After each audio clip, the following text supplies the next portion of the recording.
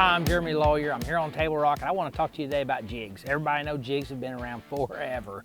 But you know, there's a lot of different types of jigs. You know, you've got your ball head jig, which was something that kind of was around a staple when I was coming up through the ranks here in the Midwest. And then you've got a flipping style jig, you've got a skipping jig, you've got a swim jig. I mean, it's almost endless how many different types of jigs there are, you know. My favorite jigs are the ones like what we throw in the Midwest here, not so much a swim jig, but more of a ball head jig or a flipping jig. And the way I'm gonna break these two down is, you know, a ball head jig is nothing than what we're calling it right there. You know, this is a homemade brown ball head jig, you know, Ozark color, just that round rubber with some green flash in it, catches them all over, mimics both a crawdad and a perch, you know, some of them colors you can use together. And you know, I'm throwing this on a 7/6 rod on 18-pound sunline. So, you know, it's something you don't necessarily have to finesse. You can go plumb down. Guys are gonna throw it on 10-pound test, throw it on 7-foot rods. Main thing is you wanna throw it on something that you're comfortable with. But I like to throw it on a high-speed Johnny Moore Signature Series reel as well, take up that slack real quick. And then when you switch over to like flipping, what I'm gonna call like a boat dock or a big heavy cover, you know, I'm gonna go to a 710 rod. I'm gonna go to 25-pound sunline. I'm gonna go to the same high-speed Johnny Moore Signature Series reel, but you can see here, I've got a lot bigger profile jig.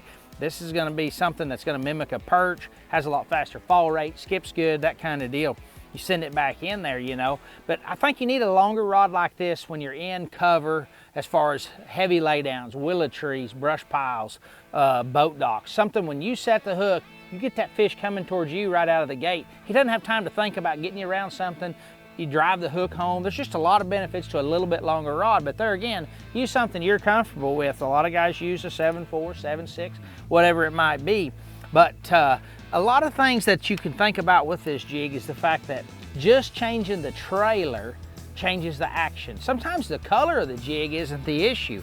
Maybe instead of throwing like this Zoom Super Chunk, you'd throw like a flapping hog, or you'd throw something that had drug more water, you know, like a super speed crawl.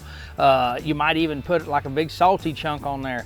All those are gonna change your fall rate. And when you're throwing a jig like around boat docks, around a piece of structure, it definitely affects the way a fish bites it by the fall rate. You can change your line and do that, but I'm kind of a fan of just throwing big line. I don't feel like the fish is looking at it.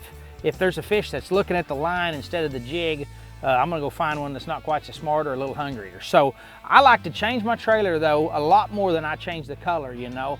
I like to keep, like in the fall right now, this is kind of a bluegill brim pattern. I like to have some green pumpkins and some pumpkin seeds, something that mimics the perch up and down the bank. And of course you always gotta have black and blue. And then in the springtime, you know, you're gonna have more of that browns, green pumpkin, oranges, stuff that mimics a crawdad. You know, and whether it's in a ball head or a large profile like this, that's kind of how I like to pick out the ones that I'm going to use in the time frame of the year that I'm going to use it in. I'm going to give you some tips here on how to kind of dress up your jig. First thing I'm going to do, take my old trusty scissors here, is see how much extra that weed guard has? We don't need near that much extra weed guard. So I like to kind of fluff it around a little bit and kind of rough it up. And then we're going to take and cut it at a little bit of an angle. You can see there, I still got a little bit too much, I think, so I'm gonna cut off a little bit more. It really just makes it a lot tighter profile. You still got plenty there so you don't get hung up, and then it's just gonna do its job, but still look a lot nicer. Second thing is you can see how this skirt's just completely flat across there. I just don't really care for one being super flat. You know, a lot of guys will grab them and pull them, break them with their fingers. I'm just gonna take my scissors and cut that at a little bit of an angle. So you can see there, it's got just a little bit of an angle, kind of like a V in the bottom of that skirt. And I think that when it hits the bottom, that gives it a chance to flare and everything.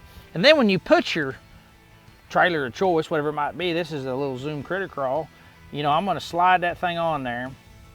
And when I get it up here to that skirt, it's even gonna flare it some more. You're gonna push it up over your keeper there, and see what it does there? See how it really flares that skirt up? And then when you turn it back over, really parachutes it, makes it look super nice, super clean. All right, so we've thrown the top water all down this bank. You can see here we've got a dock in our way, but this is a great dock to slow down on and pick that jig up. You know, you look at the whole dock structure, and then it's actually a little shallow for the top float, but this center float is up there really shallow. And you know, them center ones really hold a lot of fish a lot of times. And so don't think it's too shallow. You know, them perch will get up there and they'll get around those, and then them bass are up there underneath them floats. And so just because that float doesn't have a lot of water on it in the fall, it really doesn't seem to matter. You know, you can you can still really catch some good fish up there in just a little bit of nothing.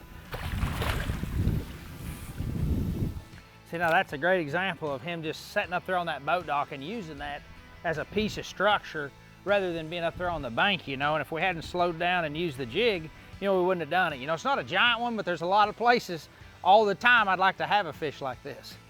You know, we catch them all over the country on a jig. It's great here in the Midwest. Something that's tied on 12 months a year. There's no wrong time to throw it.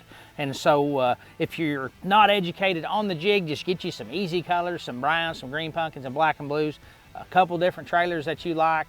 Maybe the situation calls for, whether it's a crawl and one that mimics a bluegill, and just get on the water and go through it. It's a great bait, catches a lot of fish. It'll catch you a small one, it'll catch you a kicker fish, it'll catch you a limit. But the jig's been around forever and there's a reason for it.